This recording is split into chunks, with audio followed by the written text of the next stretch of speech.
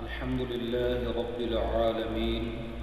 والصلاة والسلام على سيد الأنبياء والمرسلين أما بعد فأعوذ بالله من الشيطان الرجيم بسم الله الرحمن الرحيم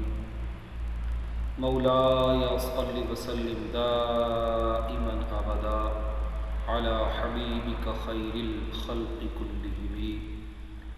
هو الحبيب الذي ترجى شفاعته لكل هول من الأهوال مقتحم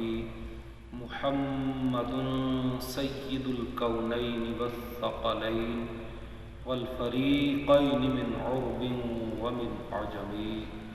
مولاي صل وسلم دائما أبدا على حبیبک خیر الخلق کلہم۔ معزز ناظرین و سامعین کرام، انسان کی زندگی کے تمام تر معاملات کے لیے اسلام نے مکمل ضابطۂ اخلاق عطا کیا ہے۔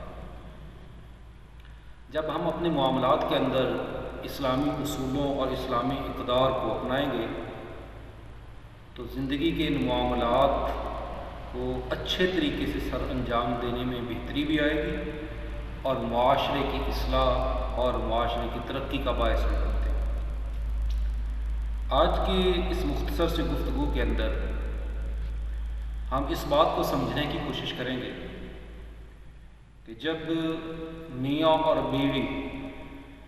ان کے جھگڑے اتنے بڑھ جاتے ہیں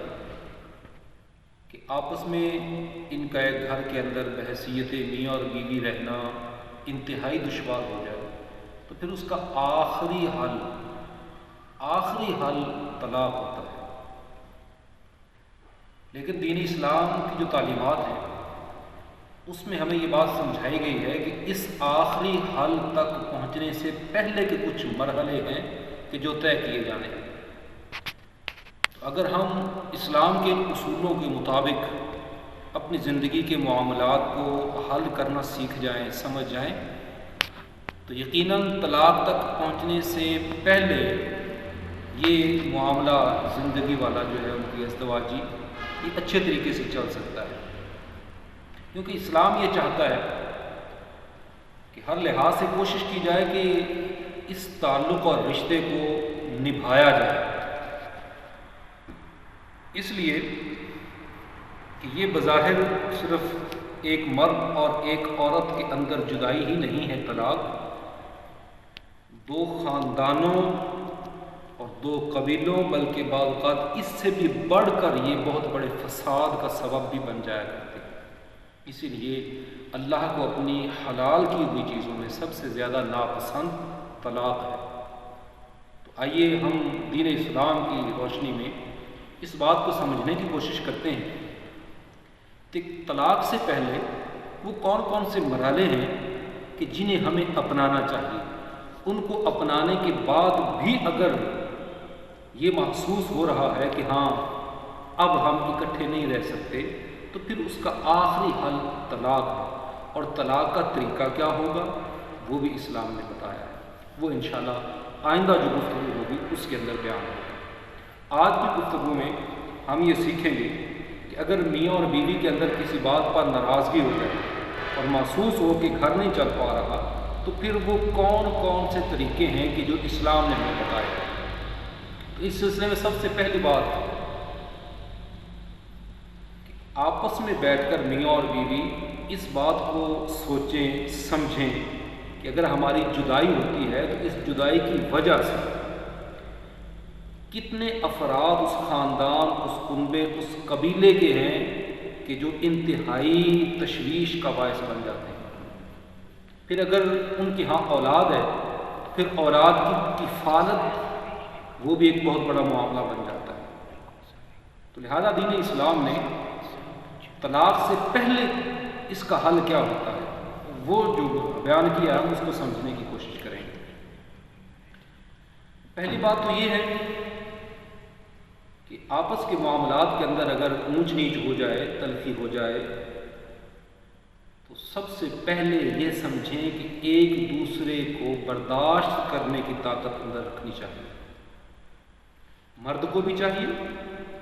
کہ وہ عورت کی طرف سے پہنچنے والی تکالیف کو برداشت کرے، جیسا کہ دین اسلام نے ہمیں بتلایا ہے کہ اگر عورت کی کوئی بات ناگوار گزرے، اچھی نہ لگے، بری لگے، تو پھر اس وقت مرد یہ غور کرے کہ اگرچہ اس کی یہ بات مجھے بری لگی ہے، اچھی نہیں لگی ہے، مگر اس کی وجہ سے مجھے فائدے بھی تو مل رہے ہیں، اور ان فائدوں کے اندر ایک فائدہ ازدواجی تعلقات کا ہے کہ اگر یہ بیوی نہ ہو تو اپنی اس خواہش کو پورا کہاں کرے؟ دوسری طرف اگر وہ رستہ کھلے گا تو وہ زنا ہے، جو حرام اور کھلی بے حیائی سے قرآن نے قرار دیا۔ تو اس بے حیائی سے بچنے کا ذریعہ بیوی بن رہی ہے۔ پھر کھانے پینے اور دیگر ضروریات کے معاملات ہیں کہ جو بیوی کی طرف سے بندے کو نفع پہنچ رہا ہوتا ہے، تو گویا اگر اس کی طرف سے کوئی ناگوار بات گزرے تو اس وقت اس کی طرف سے ملنے والی بھلائیاں، اچھائیاں، ان کو ذہن میں لا کر اس کی اس ناگوار بات کو پس پشت ڈالیں۔ اسی طرح عورت کو بھی یہ سوچنا چاہیے اس وقت کہ اگر مرد کی طرف سے کوئی ایسی بات ہو گئی ہے کہ جو اس کے مزاج کے خلاف ہے، یا وہ محسوس کر رہی ہے کہ یہ میرے ساتھ زیادتی ہو رہی ہے، اس سے مجھے نفع نہیں مل رہا، تو پھر اس صورت میں عورت کو بھی چاہیے کہ وہ مرد کی اچھائیوں کی طرف توجہ کرے۔ مثلا اگر یہی خواہش عورت جو ایک حلال طریقے سے اسلام نے جس کی رہنمائی کی ہے، جو بتلایا ہے، اس کے علاوہ کہاں پورا کرے، تو لازمی اس کے لیے زنا کا دروازہ کھلتا ہے، جو حرام اور فاحش کام ہے۔ تو اس سے تحفظ عورت کو مرد کے ذریعے ملتا ہے۔ پھر مرد کی ذمہ داریوں میں ہے کہ عورت کا کھانا پینا، رہائش، لباس، بنیادی ضروریات، تو یہ سب وہ نفع ہے کہ جو ایک عورت اپنے خامد سے حاصل کر رہی ہوتی ہے۔ اور اگر بسا اوقات کوئی ایسی بات خامد کی طرف سے ہو جائے تو جو عورت سمجھ رہی ہے کہ یہ نہیں ہونی چاہیے تھی، تو پھر اس وقت وہ اپنے خامد سے ملنے والا نفع جو ہے اس کی طرف دھیان دے، اس کی طرف توجہ کرے۔ اگر اس طرح ہم کوشش کریں گے تو امید ہے اللہ کی رحمت سے کہ یہ معاملہ طلاق تک نہیں پہنچے گا۔ پھر اگلی بات، آپس میں ایک دوسرے کو سمجھانے کی کوشش کریں۔ اگر اس طرح بھی معاملہ حل نہیں ہو رہا تو پھر مرد کے لیے ہے کہ وہ عورت سے کلام کو ترک کر دے، یعنی گفتگو ترک کر دے۔ یہ محض عورت کو نصیحت اور سمجھانے کے لیے ہے۔ اور اگر اس ترک کلام سے، ترک گفتگو سے بھی معاملہ حل نہیں ہوا تو پھر اگلا مرحلہ جو ہے، جو اسلام نے ہمیں بتلایا ہے، وہ ہے کہ وہ عورت سے اپنا بستر جدا رکھے۔ اور اگر مرد نے یہ بھی اپنایا اور پھر محسوس ہوا کہ اس سے بھی کوئی خاطر خواہ فائدہ حاصل نہیں ہو سکا، تو پھر مرد کو چاہیے کہ وہ عورت کے متعلق جو اپنی شکایات ہیں وہ عورت کے والدین یا اس کے بھائیوں یا اس کے وہ قریبی رشتہ دار کہ جو اگر عورت کو سمجھائیں تو عورت ان کی بات سمجھنے کی کوشش کرتی ہے، تو پھر وہ ان کو بتلائے کہ ہمارے اندر اس طرح یہ رنجیدگی چل رہی ہے، ہمارے اندر اس طرح یہ جھگڑا چل رہا ہے، تو آپ مہربانی کر کے اس ہمارے الجھاؤ کو سلجھانے کے لیے اپنا کردار ادا کریں۔ فرض محال لڑکے نے یہ بھی اپنا لیا، اسی طرح عورت کو بھی چاہیے کہ وہ لڑکے کے والدین، لڑکے کے بھائیوں بہنوں یا وہ قریبی رشتہ دار کہ جن کا اثر و رسوخ لڑکے پر ہوتا ہے کہ وہ لڑکے کو سمجھائیں، مرد کو سمجھائیں تو وہ ان کی بات سمجھتا ہے، ان کو بتلائیں۔ دونوں طرف سے اگر یہ معاملہ اختیار کیا گیا اور پھر بھی اس کا کوئی صحیح حل نظر نہیں آ رہا تو اب کیا کرے؟ اللہ نے جو قرآن کے اندر ہماری رہنمائی فرمائی ہے اس میں حکم یہ دیا ہے کہ طلاق سے پہلے یہ سارے معاملات، یہ مرحلے طلاق سے پہلے کے ہیں، کہ طلاق سے پہلے پھر اس طرح کیا جائے کہ ایک دیانت دار صالح مرد لڑکے کی طرف سے اور اسی طرح ایک دیانت دار صالح نیک متقی شخص عورت کی طرف سے وہ منتخب کر لیے جائیں اور یہ معاملہ ان کے سپرد کر دیا جائے کہ ان کے آپس کے جھگڑے کو ختم کرنے کے لیے، ان کی آپس کی رنجیدگی کو ختم کرنے کے لیے وہ کوشش کریں۔ اور اگر یہ جو منتخب کیے ہیں یہ کوشش کریں تو یقیناً اس کے اندر بہتری آئے گی انشاءاللہ عز و جل۔ مگر اس میں احتیاط یہ کی جائے چاہیے کہ لڑکے اور لڑکی کی طرف سے، مرد اور عورت کی طرف سے جن دو اشخاص کا انتخاب کیا گیا ہے، ان کا کردار، ان کی سوچ، ان کی فکر ایسی ہونی چاہیے کہ جو پازیٹیو ہو۔ منفی سوچ کے حامل اگر اس کام کے لیے منتخب کر لیے جائیں گے تو پھر وہ بجائے فائدہ ہونے کا نقصان ہوتا ہے۔ اکثر خاندانوں میں ایسے لوگ ہوتے ہیں کہ جو چاہتے ہیں کہ ان کا آپس میں آگے رشتہ نہ چل سکے، لڑکے والوں کو بھی اکساتے ہیں، لڑکی والوں کو بھی اکساتے ہیں۔ تو اس معاملے میں ان اشخاص میں سے انتخاب کیا جائے کہ جو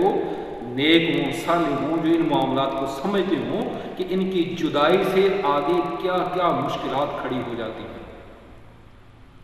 اور اللہ نے قرآن کے اندر اس کو بڑا واضح بیان فرما دیا ہے کہ ان یریدا اصلاحا یوفق اللہ بینہما، کہ اگر وہ دونوں مرد کی طرف سے اور عورت کی طرف سے ان کے معاملے کو سلجھانے کے لیے، ان کی آپس کی رنجیدگی، ان کی آپس میں جو جھگڑا آپس میں چل رہا ہے اس کو سلجھانے کے لیے جن دو اشخاص کا انتخاب کیا گیا ہے، وہ اگر صدق کے دل کے ساتھ اللہ کی رضا چاہنے کے لیے اور ان کے گھر کو بسانے کے لیے مخلص ہو کر یہ کوشش کریں گے تو رب کریم فرماتا ہے کہ ان یریدا اصلاحا، کہ اگر وہ دونوں اصلاح چاہیں، اس میں بہتری لانا چاہیں، صلح کروانا چاہیں، یوفق اللہ بینہما، اللہ ان دونوں یعنی مرد اور عورت کے دلوں میں ایک دوسرے کے لیے موافقت پیدا کر دیتا ہے۔ تو اس سے پتہ یہ چلا کہ یہ طلاق سے پہلے کے مراحل جو دین اسلام نے ہمیں بتائے ہیں، آج کل ہم ان کو اپنانے کی طرف توجہ نہیں دے رہے۔ اپنے معاملات کے حل کے لیے یہ تین جو سٹیپ بیان کیے گئے ہیں کہ وہ مرد اور عورت خود آپس میں بیٹھ کر طلاق ہونے کے نقصانات، اس کی وجہ سے ہونے والے معاشرتی فساد، خاندانوں کی جدائیاں، ان کے نقصانات، اولاد کی پرورش کے معاملات، ان کا کیا ہوگا، یہ آپس میں مل کر وہ فیصلہ کریں کہ ان کا حل کیا نکل سکتا ہے۔ پھر اس طرح مرد کے لیے کہ وہ ترک کلام کرے، پھر مرد کے لیے ہے کہ وہ اپنا بستر جدا کرے، پھر دونوں کے خاندان میں والدین یا بھائیوں کو اس معاملے سے آگاہ کیا جائے کہ ہمارا آپس میں یہ معاملہ چل رہا ہے، اس کو حل کریں۔ تو یہ وہ مرحلے جو طلاق سے پہلے ہمیں اپنانے چاہیے، مگر بدقسمتی سے ان کی طرف ہم توجہ نہیں دیتے۔ ان مرحلوں پر، ان سٹیپس پر ہماری کوئی توجہ نہیں ہوتی اور جھٹ پٹ میں جناب وہ طلاق ہو جاتی ہے بغیر سوچے سمجھے۔ اب اگر وہ دو جو اشخاص منتخب ہوئے وہ صدق کے دل کے ساتھ کوشش کریں گے تو رب جب فرما رہا ہے کہ اللہ مرد اور عورت کے دلوں میں ایک دوسرے کے لیے موافقت پیدا کر دے گا، تو پھر یہ کیسے ہو سکتا ہے کہ وہ مخلص ہو کر کوشش کریں اور موافقت پیدا نہ ہو؟ یقیناً اللہ اپنے معاملے میں، اپنے قول میں سب سے بڑھ کر سچ کہنے والا ہے۔ اس لیے یہ طلاق سے پہلے کے معاملات ہیں، ان کو ہمیں اپنانا چاہیے۔ یہ فوراً جذبات میں آ کر جو طلاق دے دی جاتی ہے، اس کے پھر بڑے نقصانات ہوتے ہیں۔ تو لہذا آج کی گفتگو کا مقصد یہ ہے کہ طلاق سے پہلے جو بیان کیے گئے مرحلے، ان کو اپنائیں، ان کو اپنائیں، اور جب یہ سارے مرحلے اپنا چکے تو پھر اس کے بعد آخری حل طلاق ہوتا ہے، اور اس کا طریقہ کیا ہوگا، وہ کیسے کی جانی چاہیے، اس کا اسلام نے کیا انداز اور کیا اصول بیان کیا ہے، وہ انشاءاللہ آئندہ اگلی ویڈیو کے اندر وہ انشاءاللہ بیان کیا جائے گا۔ اللہ تبارک و تعالی ہمیں اپنے معاشرتی معاملات کے اندر بھی اور باقی تمام معاملات کے اندر بھی اسلام کے سنہری اصولوں کو اپنانے کی توفیق عطا فرمائے۔ آمین بجاہ النبی الامین صلی اللہ تعالی علیہ وآلہ وسلم۔